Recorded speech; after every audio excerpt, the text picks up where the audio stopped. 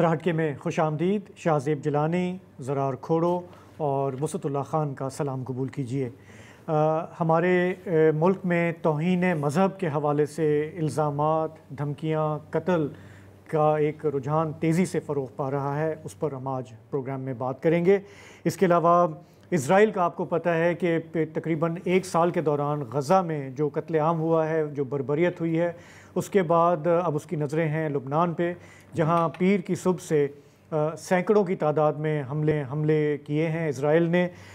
ये अब तक के सबसे मोहलिक हमले हैं और बज़ाहिर ये लग रहा है कि इज़राइल अब लुबनान से जो जंग है वो शुरू करने के लिए तैयार है। अब तक की जो इतलात हैं उसमें 300 के करीब लोगों की जानें गई हैं। इज़राइल के इन हमलों का हिज़्बुल्लाह ने जवाब दिया है। दर्जनों रॉकेट दागे गए हैं इज़राइल के अंदर और हिज़्बुल्लाह का कहना है कि हमने वहाँ पे फ़ौजी अड्डों और गोदामों को निशाना बनाया है। आज के प्रोग्राम में हम इस पर भी तफसील से बात करना चाह रहे थे, लेकिन हम क्या करें, हमारे अपने मुल्क में इतनी धमाचौकड़ी मची हुई है कि ये मौजू हम कोशिश करेंगे कि कल इसको हम तफसील से देखें। आज की जो बड़ी ख़बर हमारे मीडिया पे हर जगह छाई रही वो अदालत से मुतल्लिक है। आपने देखा कि खुदा करके मखसूस नशस्तों का तफसीली फ़ैसला सुप्रीम कोर्ट ने आज जारी किया। 70 सफ़ात पर यह मुश्तमिल है।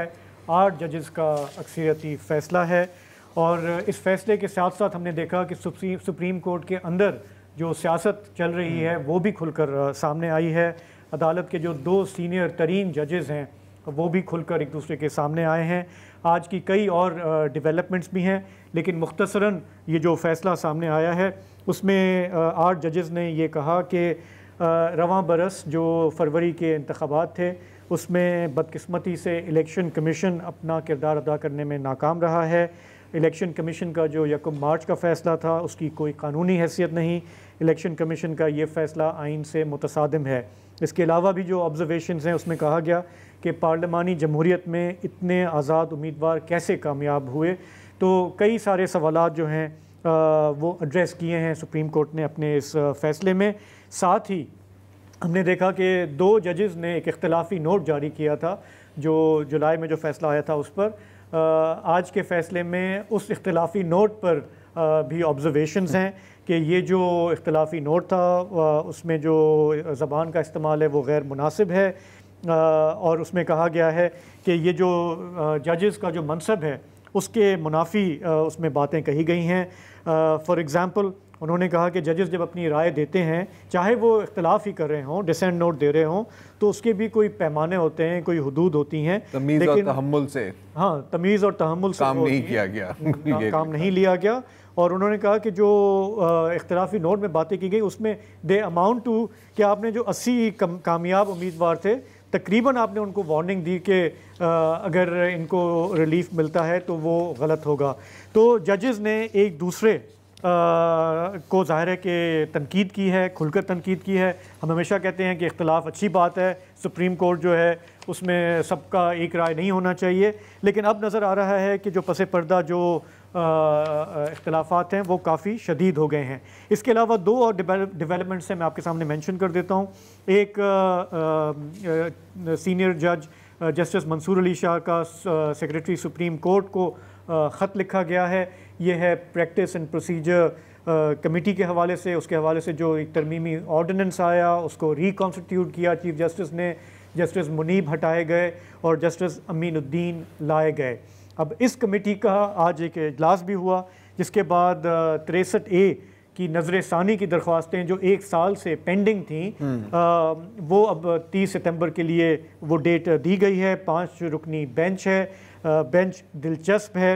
इसमें जस्टिस मुनीब अख्तर हैं जो ओरिजिनल बेंच में शामिल थे, जस्टिस अमीनुद्दीन हैं, जमाल मंदोखेल हैं, मज़हर आलम और ख़ुद चीफ जस्टिस साहब। तो पिछले साल आपको याद होगा जब बंदयाल साहब की कोर्ट थी, हम रोज़ सुनते थे कि बेंच फिक्सिंग होती है, जैसा बेंच लाइक माइंडेड बेंच, जैसा बेंच होगा वैसा फ़ैसला होगा।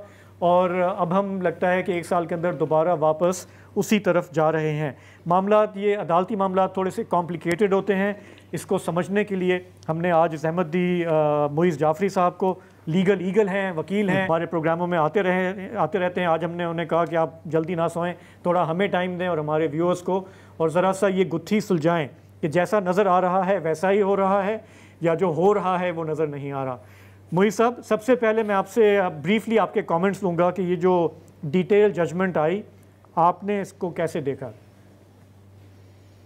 बहुत शुक्रिया आप तीनों साहिबान का। आपको मैं बराह रास्त तो नहीं देख पाता उस वजह से जो आपने अभी फरमाई, लेकिन अगले दिन ज़रूर कैचअप करता हूँ। तो it's always a pleasure on your show. मेरे ख्याल में एक बहुत मुफस्सिल फ़ैसला था अदालत का। मेरे ख्याल में मंसूर अली शाह साहब ने जो भी इसके बारे में चहमगोइयाँ हो रही थी उसको कोई क्रीडेंस नहीं थी उनमें, इसको अयां कर दिया। स्ट्रिक्टली कानून के दायरे के अंदर रहते हुए इसके अंदर तमाम जायज़े हैं, कोई कमेंट्री नहीं है इन्फ्लुएंस की, खलाई मखलूकों की, कोई कमेंट्री नहीं है अगर मगर की, कोई क़यास सराइयाँ नहीं है, सीधा सीधा आइन की तशरीह है और मेरी नज़र में उम्दा तशरीह है।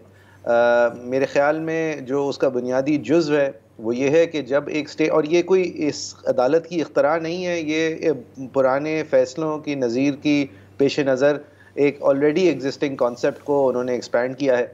और क्यों किया है? ये कहते हैं कि जब एक आर्टिकल 17 का बुनियादी हक़ है आपका कि आप असेंबल हों, जुड़कर फ़ैसले करें, एसोसिएट करें सियासी जमात के तहत, और फिर आपका आर्टिकल 19 का हक़ है कि आप अपनी इज़हार राय करें। उस इज़हार राय का जो सबसे बुनियादी तरीक़ा है वो राय शुमारी से है, वो वोटिंग से है, हक़ राय दही का है। और इसको जब मजमूई तौर पे देखा जाए तो अदालत के सामने जब कोई इलेक्शन से रिलेटेड पिटिशन आती है तो वो इन चीदा मामलात में नहीं फंस सकती, और फंसना नहीं चाहिए कि सिविल प्रोसीजर हमें फ़लाँ एप्लीकेशन को पहले सुनने पे मजबूर करता है और फ़लाँ की हक़ दावा को का फ़ैसले पे मजबूर करता है, बल्कि हमें सब्सटेंटिवली देखना होता है कि ये अवाम बिलुमूम तमाम पाकिस्तानियों का कि बुनियादी हुकूक के ऊपर कोई हर्ज तो नहीं हो रहा। अच्छा, उसके बाद उन्होंने कहा जी फरमाइए जी, जरा जस्ट टू कंप्लीट, उन्होंने कहा कि देखें इलेक्शन कमीशन से गलतियां हुई, इलेक्शन कमीशन का फेलियर हुआ, कहाँ फेलियर हुआ उन्होंने बताया कि 13 जनवरी का जो फैसला था जिसके अंदर अगर एक वजाहत आ जाती कि पीटीआई से हमने निशान तो ले लिया है लेकिन इसका ये मतलब नहीं है कि उसकी हैयत बतौर सियासी जमात ख़त्म हो गई है, अगर ये एक क्लैरिफिकेशन आ जाती तो ये तमाम गलतियां नहीं होती।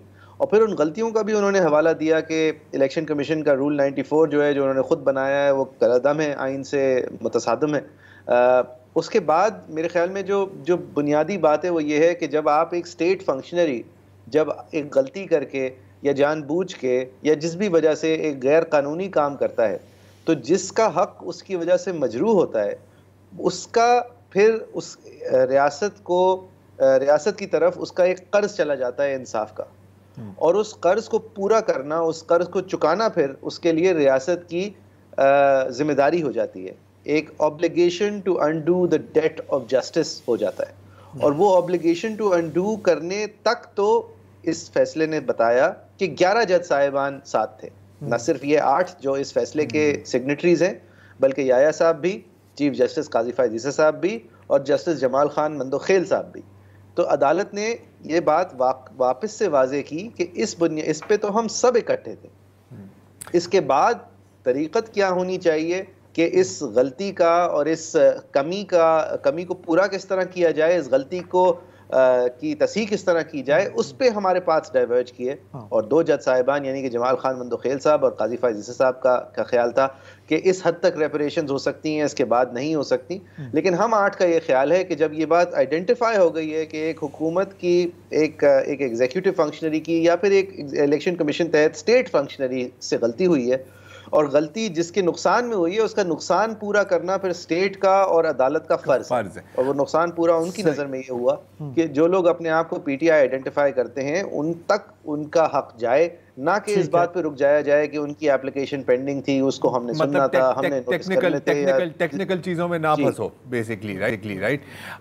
मोइज़, अब ज़ाहिर है हम देखते हैं कि जजमेंट आती है जिस तरह की भी हो, उसमें कोई ना कोई इख्तिलाफ हमेशा सामने आता है या कोई इख्तिलाफी नोट आता है। यहाँ पर ये बड़ी एक इंटरेस्टिंग बात है कि बिल्कुल एंड पर वो कह रहे हैं कि the dissenting notes fall short of courtesy restraint required by superior court जजेस, यानी कि का कहना है कि जो बातें की गई हैं वो तमीज़ और तहम्मुल के दायरे में शायद गैर शाइस्ता ज़बान इस्तेमाल की गई है। ये आपने कितनी बार देखा है कि एक डिटेल्ड वर्डिक्ट में डिसेंटिंग नोट करने वाले जजेस, in this case justice Aminuddin Khan और जस्टिस नईम अख्तर अफगान, को इस तरह नाम देकर पॉइंट आउट किया गया कि जी आपने थोड़ा सा ज़्यादा ही कर दिया है? ये नॉर्मल तो नहीं है सर ये नॉर्मल नहीं है, लेकिन जो उन्होंने किया है उसकी भी कोई नज़ीर मौजूद नहीं है कि आपने डिटेल्ड रीजंस देखे बगैर आपने एक हुक्म सादर फरमा दिया कि सब खबरदार हो जाएं, आप जो कर रहे हैं वो गैर आईनी है। भाई आप दो की अक़लियत में रह गए हैं, आप इसका एहसास करते हुए बात करें। आप जो अपना टोन और टेनर है आप डिसएग्री करें। आज का कोर्ट का फैसला भी ये कहता है आप डिसएग्री करें, ज़रूर करें, लेकिन डिसएग्रीमेंट में आप जिन लोगों को मुखातिब होके इस तरह तंबी कर रहे हैं कि जिस तरह आप अलम बगावत बुलंद कर रहे हैं सुप्रीम कोर्ट के एक फुल कोर्ट फैसले के खिलाफ, तो ये तो नामुनासिब है। और मेरी नज़र में तो इस अदालत ने रिस्ट्रेंट शो की है। मेरे ख्याल में तो जिस तरह की कोशिश थी और जिस हद तक नुकसान पहुंच सकता था उस कमेंट का, और जिसको आप ऐड कर सकते हैं इस बात पर कि इलेक्शन कमीशन ने आज तक काम अगर नहीं किया है तो इसीलिए नहीं किया है और नहीं अमल किया है इन फैसलों पे, और अभी तक भी अमल करने का कोई हमें साफ वाज़े रास्ता नज़र नहीं आ रहा, क्योंकि अदालत के अंदर से ही इन फैसलों को खोखले करने वाली अशखास मौजूद हैं। तो ये तो एक लम्हा फिक्रिया है और ये जाहिर है बहुत गैर मामूली है, लेकिन जिस बात का जवाब था वो भी इक्वली गैर मामूली बात थी। तो मतलब मेरा ख्याल है जिस तरह आपने भी कहा, हमें नज़र नहीं आता है कि फैसला इम्प्लीमेंटेशन की तरफ जाएगा या नहीं। अभी तक तो हुकूमत के तेवर नहीं बता रहे कि इस तरह के हैं। पार्लियामेंट से भी उन्होंने एक लॉ मंजूर करा लिया है। आज लॉ मिनिस्टर का क्या रिएक्शन था इस पर, थोड़ा सा सुन लेते हैं। आइन के आर्टिकल 51 और 106 की मंशा है कि आपने इलेक्शन जीतने के बाद 3 रोज़ के अंदर अगर आप आज़ाद हैसियत से मुंतखब हो के आए हैं तो 3 रोज़ के अंदर आपने किसी पॉलिटिकल पार्टी को ज्वाइन करना है, और वो इर्रिवर्सिबल है अब कानून के तहत। सो जो क्लॉक को रिवर्स करने वाली बात है, मुल्की कानून कहता है कि वो मुमकिन नहीं है। फैसले ने जो कवानीन में तरामीम की पार्लियामेंट ने अपना लेजिस्लेशन का, कानून साजी का हक़ इस्तेमाल करते हुए उन पे किसी किस्म का कोई कमेंट नहीं है। मुझे टेलीफोन आया कि क्या नज़र सानी जो है वो गैर मौसर हो गई है, तो बिल्कुल गैर मौसर नहीं हुई। वो पार्टी जो कि फ़रीक नहीं थी, वो पार्टी जो बतौर पार्टी ना इलेक्शन कमीशन में उस तरह से मांगने गई, इन प्रोसीडिंग्स में तसलसल से मैं बात करूँगा, ना वो पार्टी फ़रीक बनी पेशावर हाई कोर्ट के सामने, ना वो पार्टी फ्रीक बनी सुप्रीम कोर्ट ऑफ पाकिस्तान में। पाकिस्तान तरीके इंसाफ जो है इनके आर्टिकल। तो मोइज़ ये है वज़ीर कानून का मौक़िफ़ इस पॉइंट पर। और मैं कानून के बारे में शायद उतना ही जानता हूँ जितना मैं क्रिकेट के बारे में जानता हूँ, लेकिन कुछ नॉट मच, लेकिन कुछ यूँ नहीं लग रहा कि अभी बारिश हुई नहीं और आपने डकवर्थ लुइस को लागू कर दिया है। ये टेक्निकल बातें नहीं हो रही यहाँ पे सारी, ये स्कोर देखे बगैर कर दिया है। देखें, ये वजीर साहब ने कानून का तकल्लुफ़ यहाँ नहीं किया है और ना उन्होंने जजमेंट पढ़ने की, अगर पढ़ी भी है तो जजमेंट से कोट करने की कोशिश नहीं की है। ये जो तमाम बातें कर रहे हैं ये जजमेंट में एड्रेस्ड हैं। जजमेंट इस बात को एड्रेस करती है कि कौन उनके सामने फरीक था कौन नहीं था। जजमेंट इस बात को एड्रेस करती है कि वो आइन से तशरीह ले रही है उसको, वो लिहाजा फिर किसी आम कानून के पाबंद नहीं है। और ये तारड़ साहब भी खुद बखूबी जानते हैं कि जो एक बेवकूफ़ाना कस्म से उन्होंने इलेक्शन एक्ट को रेट्रोस्पेक्टिवली तरमीम करने की कोशिश की है, वो न सिर्फ इस सिचुएशन पर लागू ही नहीं होता, बल्कि अगर किसी और तरीके से, बेहतर तरीके से वो लागू करने की कोशिश भी करते तो भी वो इस फैसले के रास्ते में नहीं आ सकता था। मेरे ख्याल में तारड़ साहब इस बात को बखूबी जानते हैं। वो अच्छे खासे वकील हुआ करते थे एक ज़माने में, और ये जब रिव्यू में आर्ग्यू होगा तो मैं चाहूँगा देखूँ किस तरह उनके अटॉर्नी जनरल ये सारी बातें दोहराते हैं। सो ये रिव्यू में जाएगा, राइट? अभी ये अच्छा मोइज़, मैं जानना चाह रहा हूँ मोइज़ आपसे, ये जो आपने आखिरी बात की है कि वो जो हम किताबों में पढ़ते हैं कि पार्लियामेंट जो है वो सुप्रीम कोर्ट है और उसको कानून साजी का मुकम्मल हक़ है और उसे चैलेंज नहीं किया जा सकता। अब उसने बुरी तरमीम की या अच्छी तरमीम की कि वो जो पुरानी चीज़ थी कि जी 2 दिन के अंदर आज़ाद उम्मीदवार या तो शामिल हो जाएं किसी पार्टी में, वरना वो आज़ाद तस्वुर होंगे।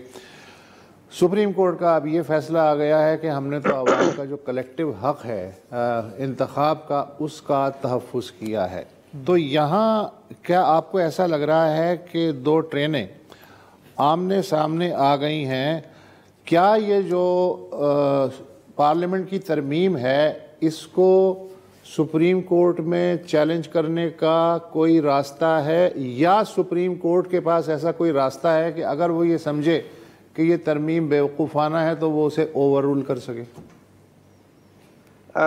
खान साहब, एक आइनी तरीक़त पे चलने वाले निज़ाम में अवाम सुप्रीम होती है।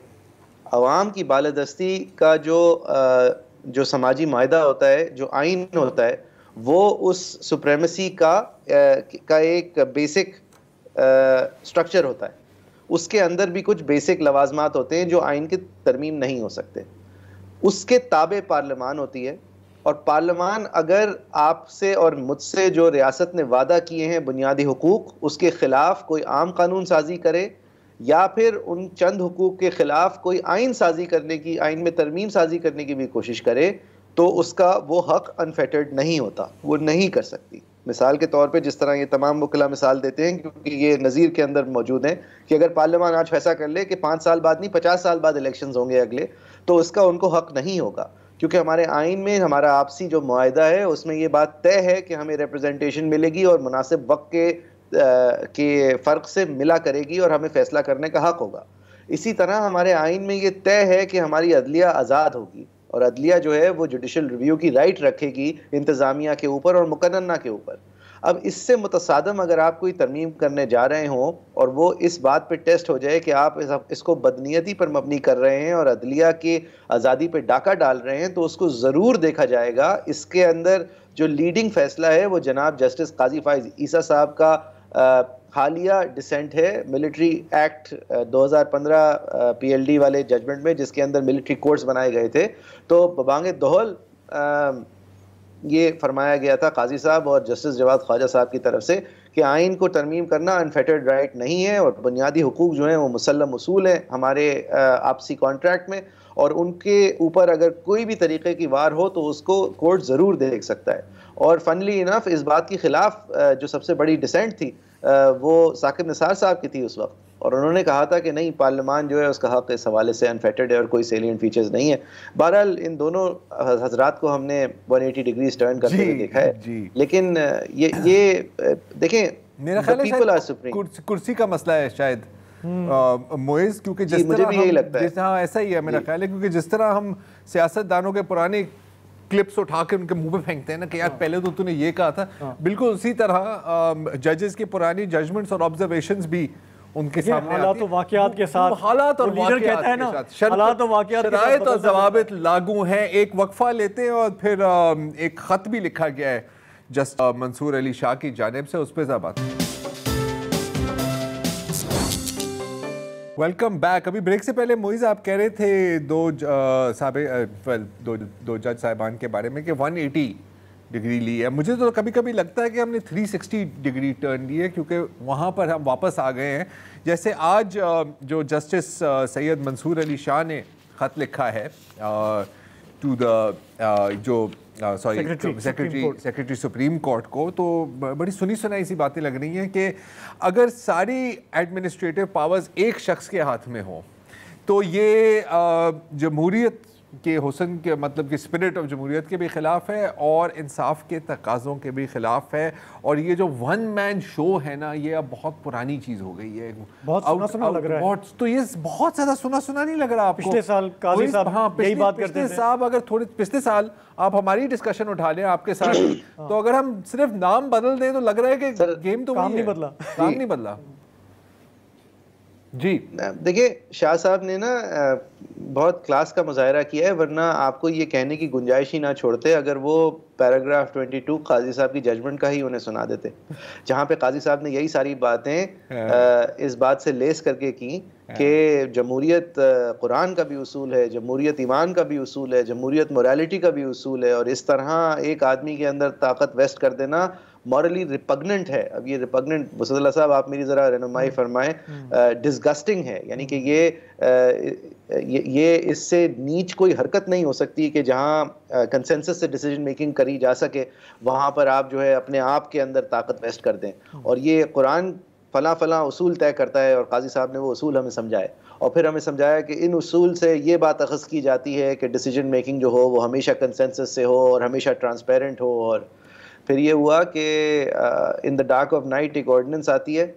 वो ऑर्डिनेंस जो है वो उन तमाम बैलेंसेस को डिसबैलेंस करती है जिस बेसिस पे काजी साहब ने supreme court practice and procedure act 2023 को अपहोल्ड किया था और कानूनी माना था। उस बैलेंस को करते हुए कहा था कि देखें, हक तो सुप्रीम कोर्ट का ही है रूल्स बनाने का, लेकिन पार्लियामान हमारे ऊपर एक चेक है कि जहां हम अपने काम में अगर कोताही करें, और जिस तरह हमने की है कि कई सालों में हमने रूल्स बनाए नहीं है। अब इस बैलेंस को ये अमेंडमेंट न सिर्फ इस कमेटी के अंदर तरमीम करके करती है, बल्कि जो इन्होंने 7A और 7B ऐड किया है supreme court practice and procedure act में, वहां तो बिल्कुल करती है कि वो सुप्रीम कोर्ट को अपनी लिस्ट के पाबंद कर देती है कि आप एक तरीक़ा से चलेंगे और अगर आपने एक बोगी को दूसरे के सामने लगा दिया तो वजह बयान करेंगे। और सुप्रीम कोर्ट के ऊपर वो शराइत रख दी गई हैं जो एक सिविल कोर्ट के जज पर नहीं है कि आप मुकदमा जो है वो एक असेंबली लाइन की तरह सुनेंगे, आप जज नहीं है। अब फैक्ट्री में काम करने वाले, पुर्जे लगाने वाले टेक्नीशियन है।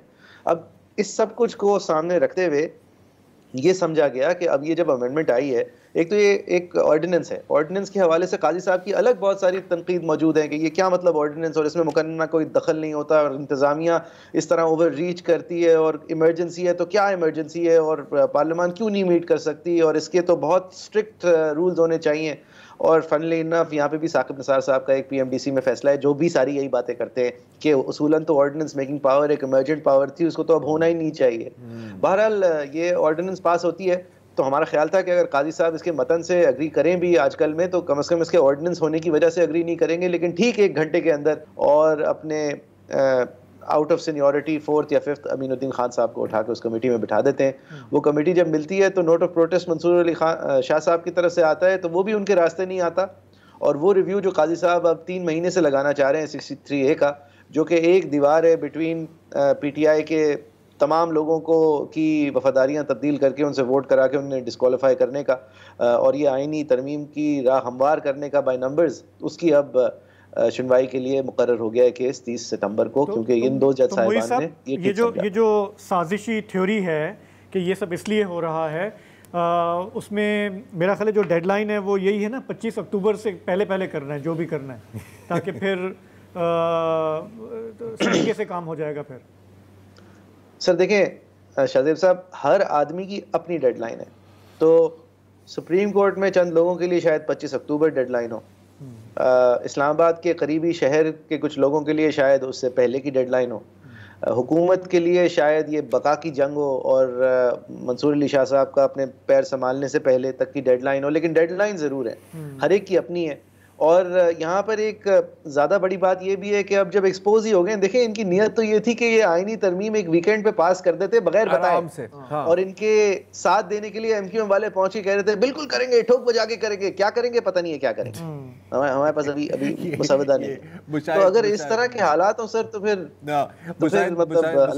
मुशाहिद साहब ने बड़ा खूबसूरती से बयान किया था, उनका क्लिप बड़ा वायरल है कि ऐसे इसकी प्लानिंग की है जैसे कोई डकैती करने जाए और किसी को बताना नहीं, किसी को पता ना, बड़ी डकैती उनको भी पता नहीं, उनको भी नहीं पता कि किस घर में डाका मारना है बहरहाल और क्या वहां से क्या सामान उठाना है। तो ये क्या हम तय कर लें कि जो जी सॉरी अच्छा टाइम खत्म हो गया हमारे पास? हाँ, हमारे पास टाइम खत्म हो रहा है। मोहित साहब आपका बहुत बहुत शुक्रिया, आपने हमारा साथ दिया। हम डेडलाइंस की बात मैं कह रहा था, एक डेडलाइन कौम को भी मिल जाए कि ये तमाशे कब खत्म होंगे। मतलब कौम के लिए सिर्फ लाइन ये है कि you are dead that is your. Call करके लोग यही पूछते हैं ना हमसे कि भाई ये कब तक चलता रहेगा, कब तक चलता रहेगा। मेरा ख्याल है नहीं, हमारा सफर है डेडलाइन से डेडलाइन तक का। तो इंटर इंस्टीट्यूशन और हमारे जो क्राइसिस हैं, देयर इज नेवर अ डल। एक हुकूमत और जुडिशरी का, और एक जुडिशरी का और कई और भी हैं, लेकिन किसी और दिन पर बात करेंगे। तो यहाँ पे हम इस मौजू को छोड़ेंगे, एक लेंगे ब्रेक, वापस आएंगे तो एक बहुत ही ख़तरनाक रुझान है हमारे मुल्क के अंदर, और वो ये है कि जिससे थोड़ा सा भी कोई इख्तलाफ हो जाए उस पर तौहीन मज़हब का इल्ज़ाम लगा दो। ये मामला क्या है, इस पर बात करेंगे एक ब्रेक के बाद। Welcome back. सिंध के शहर उमरकोट में डॉक्टर शाहनवाज कुंबर का कत्ल सिर्फ 2-3 दिन की पेशरफ का नतीजा नहीं है, बल्कि ये लावा कई दिन से पक रहा था, जब डॉक्टर शाहनवाज के एक मतरूक फेसबुक अकाउंट पे कुछ गुस्ताखाना कलमात नमूदार हुए थे। डॉक्टर शाहनवाज ने जब हालात बिगड़ते देखे और महसूस किया कि उनकी वजाहत या सफाई कोई सुनने को तैयार नहीं है, तो उन्होंने कराची के एक होटल में पनाह ली और वहाँ से एक वीडियो जारी की कि मेरा वो अकाउंट जो मैंने बहुत पहले इस्तेमाल करना छोड़ दिया था हैक हो गया है, आप गैर जानिबदाराना तहकीकात करो, सब सच्चाई खुल के सामने आ जाएगी। वज़ीर तालीम सरदार शाह ने, जिनका अपना ताल्लुक़ उमरकोट से है, सिंध असम्बली में उन्होंने इस बात की तस्दीक की कि शाहनवाज कुंबर को कराची के एक होटल से तलाश किया गया और मैंने पुलिस को कहा कि उन्हें और उनके अहल खाना को हिफाजती तहवील में रखा जाए जब तक कि इस वाक़े के बारे में कशीदगी कम ना हो जाए। शाहनवाज कुंबर के करीबी हल्के कहते हैं कि जलती पे तेल का काम असल में उमर सरहंदी नामी एक मकामी मौलवी ने किया, जिसने उमरकोट प्रेस क्लब की सीढ़ियों पे खड़े होके मजमे को उकसाया और कहा कि जो भी शाहनवाज को कत्ल करेगा उसे 50 लाख रुपए का इनाम दिया जाएगा। जब भी ऐसे वाक़यात होते हैं तो पुलिस हुजूम से मुलजिम को बचाने के लिए उसे तहवील में लेने या कम से कम उसके लिए मज़ाहमत करने की कोशिश करती है, मगर मीरपुर ख़ास पुलिस ने कुछ ज़रा हट के काम कर दिखाया। पहले DIG मीरपुर ख़ास जावेद जसकानी और SSP असद चौधरी ने पुलिस मुकाबले के ज़रिए शाहनवाज की हलाकत का दिफा किया और पुलिस की बनाई गई स्टोरी को सच्चा करार दिया, और फिर पीपल्स पार्टी के एक मकामी रुकने असम्बली और मकामी मजहबी सियासी जमातों के मजहबी रहनुमाओं के साथ फ़ख्रिया तस्वीर खिंचवाई इन पुलिस अफसरों ने और उन पे बतौर गाजी मनो फूल निछावर किए गए। वो जो MP जिसने इन्हें हार पहनाए, उस MP का क्या हुआ? क्या उसके बारे में रिपोर्ट तलब की गई? क्या पार्टी हाई कमान ने उससे बासपुरस की, शोकाज नोटिस जारी किया? क्या उसकी मेंबरशिप जो है तहकीकात मुकम्मल होने तक मुअत्तल करने का कोई इरादा है? इस बारे में हम कुछ नहीं जानते। हम सिर्फ इतना जानते हैं कि ऐसे वाक़यात में अक्सर हुक्मरान पार्टी जो है वो शेर के साथ भी दौड़ती है और शिकारी के साथ भी दौड़ती है। पुलिस ने शाहनवाज के जो भी था उसके फिर पुलिस ने चले ठीक है, पुलिस मुकाबला हो गया, मर गया। उसके बाद उसकी तदफीन जो है उसको महफूज बनाना तो पुलिस की जिम्मेदारी थी, लेकिन पुलिस ने वहाँ भी लाश को हुजूम के रहम व करम पे छोड़ दिया। यही नहीं बल्कि शाहनवाज कुंबर की बेवा का दावा है कि पुलिस एहलकारों ने उस पर दबाव डलवाया कि वो उनकी मर्जी की FIR लिखवाए या फिर खामोश रहे। डॉक्टर शाहनवाज जी ज़ाल अॼु असांखां उनखां वधीक बदतर थियो आहे जो पुलिस असांखे 8 बजे का प्रेशर विझी मुंहिंजो सहुरो जंहिंजो इन हादसे खां पोइ उनजो सैनी तवाज़न सही कोन्हे, हथ ठोके साइनूं कराए केस बंद कराए FIR दाख़िल नथी करे, चए थी GIT ना मंज़ूर, पुलिस तहकीकात कंदी, जेको असांखे मंज़ूर कोन्हे। खुदारा मुंहिंजा कलजा साथियो मुंहिंजो साथ ॾियो। और जब वाक़यात तय दर तय खुलने लगे तो सूबाई हुकूमत ने फेस सेविंग के लिए DIG और SSP समेत मुतअद्दिद एहलकारों को बादिल नखास्ता मुअत्तल कर दिया और रिपोर्ट तलब कर ली।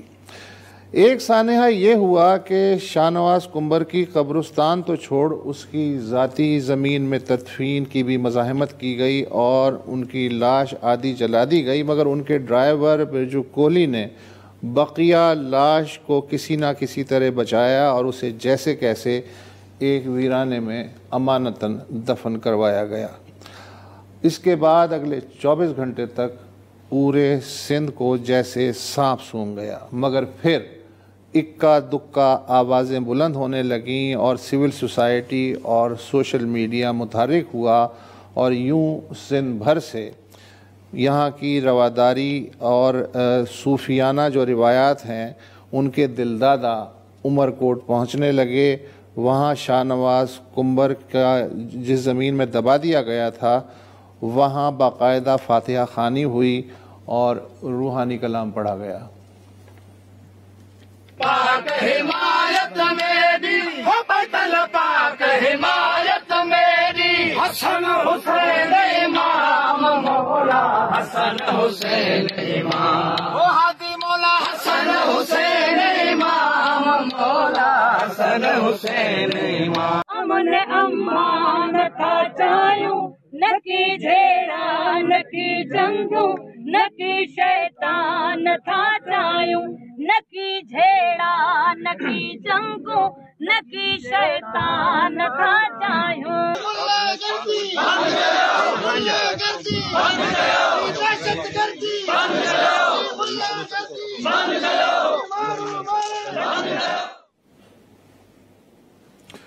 आज मीरपुर ख़ास शहर में कुछ मकामी मजहबी रहनुमाओं की अपील पे ताजरों ने शटर डाउन हड़ताल की उन पुलिस वालों की मअतली के ख़िलाफ़ जिन्होंने मुलजिम को अदालत में जाने से पहले ख़ुद अदालत बन के फ़ैसला सुना के उसे मौत के घाट उतार दिया। पहले महीने में इस तरह की एक आध खबर आती थी, फिर हफ्तावार आने लगी, फिर रोज़ाना का मामूल हो गया और अब तो एक रोज़ में कई तौहीन की खबरें और इल्ज़ामात सामने आ रहे हैं। या तो गुस्ताखी करने वाले मुकम्मल तौर पे पागल हो चुके हैं या फिर समाज को पागल बनाया जा रहा है। जी ज़रार जी। अच्छा, ये जो आप अभी दिखा रहे थे और मतलब एक तरह से अच्छी बात है कि इतने लोग आए हैं, लेकिन जो डॉक्टर कुंभर के दो भाई हैं बाबर और एडवोकेट जुनेद कहते हैं कि जी अच्छी बात है कि लोग आए हैं, लेकिन ये लोग हमें उस वक्त चाहिए थे जब वो हजूम हमारे भाई के पीछे उनको कत्ल करने के लिए गया था, लेकिन बिलाखिर उनकी मौत हजूम के नाम नहीं लिखी थी, पुलिस के नाम लिखी थी। और ज़ाहिर है ये बता रहे थे कि बार बार शाहनवाज़ कहते रहे, डॉक्टर शाहनवाज़ कहते रहे कि मेरा मोबाइल फ़ोन कोई गलत इस्तेमाल कर रहा है, ये ऐसे ही मुझे मैसेजेस भेज रहे हैं और ये मेरा करना नहीं है। इंटरेस्टिंगली आज मैंने सोशल मीडिया पर एक DIG जावेद जिस्कानी का एक फेसबुक का स्क्रीनशॉट देखा है कहीं, जिसमें वो खुद कह रहे हैं कि जी मेरा एक पुराना अकाउंट लोग इस्तेमाल कर रहे हैं या मेरे भी कई फेक अकाउंट्स हैं, आप गलती में ना आए। अब मुझे नहीं पता कि ये रियल है या नहीं है, लेकिन इसी तरह के स्क्रीनशॉट्स की बुनियाद पर लोगों को कत्ल भी किया जाता है। तो आप कुछ भी लिख सकते हैं, फ़ोटोशॉप कर दें, AI का ज़माना है, किसी की आवाज़ बना दें, किसी की वीडियो बना दें, and it is a licence to kill. आपने बात की वसत के महीने में 2 महीने में एक इस तरह का केस आता था। पिछले 48 घंटों में कोई 4 केसेस हैं हमारे सामने। एक तो है मुफ्ती तारिक मसूद का। मुफ्ती तारिक मसूद को आप सब जानते होंगे, एक बहुत ही मशहूर, बहुत ही पॉपुलर देवबंदी आलिम है और आप उनकी बातों से एग्री कर सकते हैं, आप उनकी बातों से डिसएग्री कर सकते हैं, लेकिन उन पर भी एक गुस्ताखी का इल्ज़ाम लगाया है, कुछ बरेलवी उलमा ने लगाया है और मैं देख रहा था कि कुछ शिया उलमा ने भी लगाया है, क्योंकि ज़ाहिर है कि इसके अंदर ये फिर गेम शुरू हो जाती है। और पिछले 48 घंटों में मुफ्ती तारिक मसूद को 4 बार वीडियो पर माफ़ी मांगनी पड़ी। पहले तो वो समझा रहे थे कि नहीं जी ये लोगों ने गलत समझा है, फिर इवेंचुअली आ गए कि यार मेरी जान बख्श दो। एक बड़ी आयरॉनिक बात है कि कुछ साल पहले मुफ्ती तारिक मसूद ने ही खुद इन तरह के केसेस पर बात की थी और काफ़ी सुलझी हुई बात थी।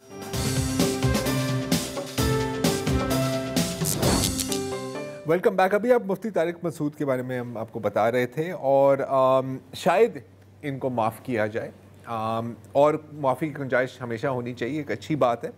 और अगर इनको माफ़ किया गया तो कम से कम एक असूल तय हो जाएगा कि माफ़ी मुमकिन है और किसी की बात सुनना, अगर उसने वो एक्सप्लेन कर रहा है या क्लैरिफाई कर रहे हैं या डिनाई कर रहे हैं, वो भी सुनना चाहिए। लेकिन इसके बावजूद इनकी और जितनों पे भी इस तरह के इल्ज़ाम लगते हैं उनकी ज़िंदगी हमेशा ख़तरे में रहेगी, क्योंकि जो ट्रेनिंग की जा रही है ना, वो बिल्कुल बचपन के लेवल से ट्रेनिंग की जा रही है। ये एक खैबर पख्तूनख्वा में ज़िला कुरम में एक स्कूल है। इसके अगर आप मनाजिर देखें तो यहाँ पर बाकायदा असेंबली में बच्चों को सिखाया जा रहा है, बचपन में से बच्चों को सिखाया है कि गुस्ताखे रसूल की एक ही सज़ा है, and so on and so forth. Mufti Tariq Masood तो चले एक पॉपुलर फिगर है, उनकी खबर आप तक पहुँच जाती है। इसी दौरान साहिवाल में एक कम उम्र बच्चे पर एक गुस्ताखी का इल्ज़ाम लगा। वहाँ पर जो TLP के मुकामी रहनुमा हैं उनका कहना है कि जी इसको आप गिरफ़्तार करें या इसके पूरे ख़ानदान को गिरफ़्तार करें, अगर ऐसा नहीं किया तो फिर हमारा रद्द अमल आपको देखने को मिलेगा।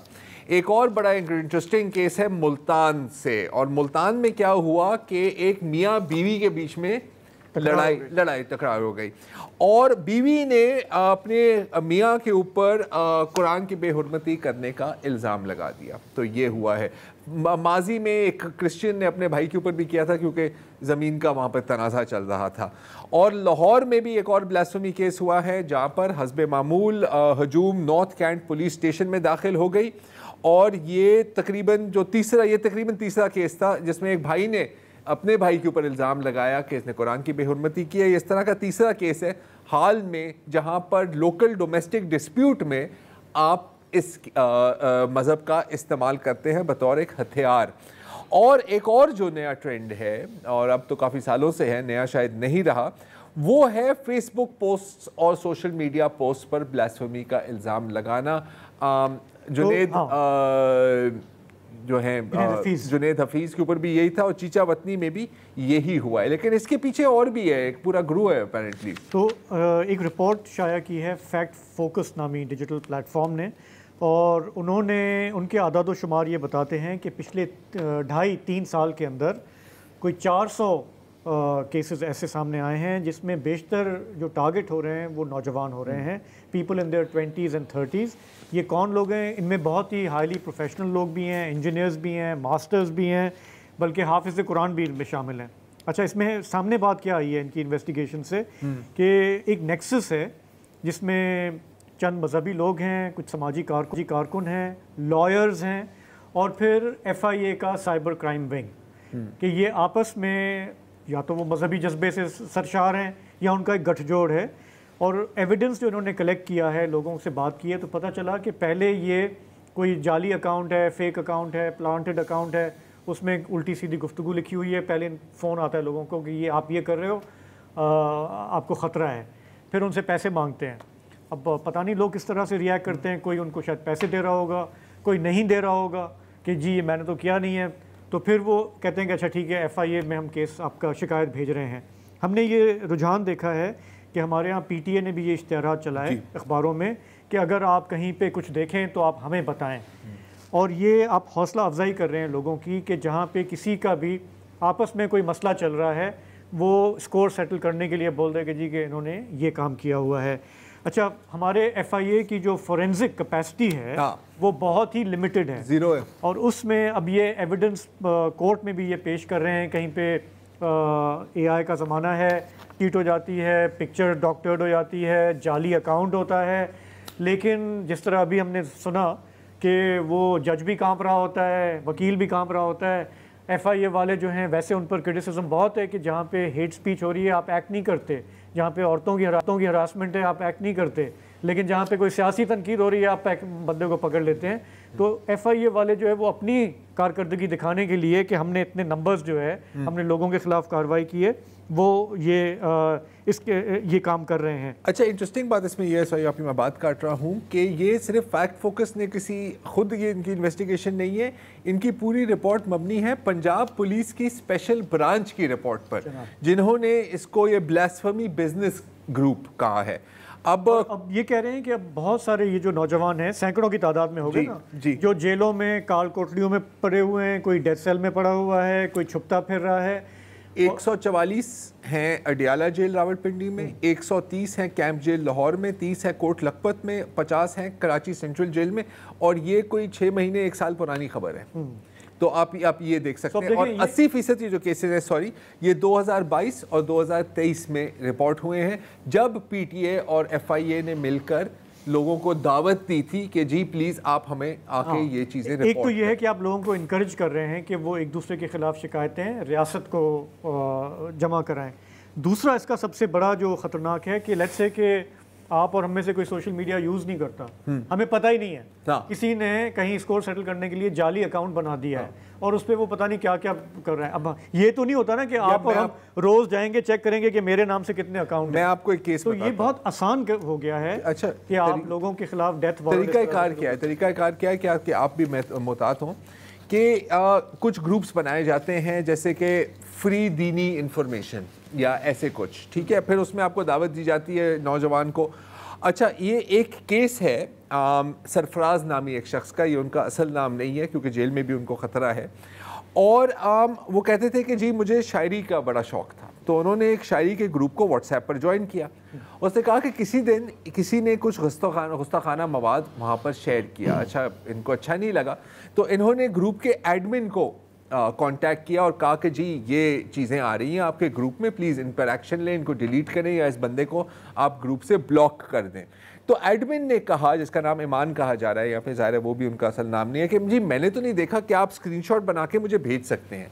तो इसने बाकायदगी स्क्रीनशॉट बनाए और उसको भेजे। तो इसने कहा कि यार आप मेरे ऑफिस आए, मैंने आपसे बात करनी है। ऑफिस पहुंचे तो वहाँ पर 8 लोग तैयार थे और इनके खिलाफ FIR भी कटी हुई थी कि ये आपने पोस्ट किया, और वो उनको समझाता रहा कि जी मैंने उनके कहने पर स्क्रीनशॉट लेकर उनको भेजा है ताकि इन पर एक्शन लिया जाए, उल्टा इसी को ही पकड़ा गया है। यार कहने का मकसद ये है कि हम सबको बहुत मोहतात होना चाहिए। जैसे अभी वसत भी कह रहे थे, कोई पागल ही होगा जो जानबूझ के किसी भी रूहानी हस्ती की या मजहबी हस्ती की जानबूझकर जो है वो उनकी शान में कोई ऐसी बात करेगा, क्योंकि जो भी आपका अकीदा है, मज़हब है, उसका एहतराम करें, दूसरों का भी एहतराम करें। लेकिन इस किस्म की गुफ्तगू ख़ास करके सोशल मीडिया पे आप देख सकते हैं कि ये रिपोर्टिंग करने का मकसद ये है कि बहुत आसान हो गया है कि कोई आपके पीछे आ सकता है, और उसमें हमारे अनफॉर्चुनेटली हुकूमत के इदारे FIA साइबर क्राइम भी उस मसले का बड़ा उसमें आप मोहतात भी हों तो कोई फ़र्क नहीं पड़ता। ठीक है, अब हम साफ़ी हैं, अक्सर हमारे साथ ये होता है कि हमारी तस्वीर लेके कोई मेड अप कोट आप पोस्ट कर देते हैं, लोग गालियाँ दे रहे होते हैं या तालियाँ दे रहे होते हैं, तालियाँ बजा रहे होते हैं। इसी तरह आपको गुस्ताखाना मवाद किसी के नाम पर भी, क्योंकि अपने रास्ते से किसी को भी हटाने का ये सबसे बेहतरीन तरीका है जो हमारे रियासत ने हमारे हाथ में दे दिया है। ये तो चलें, इसी के साथ ही आज के प्रोग्राम का वक्त ख़त्म हुआ। कल आपसे फिर मुलाकात होगी, इजाज़त दीजिए, खुदा हाफिज़, शब बख़ैर।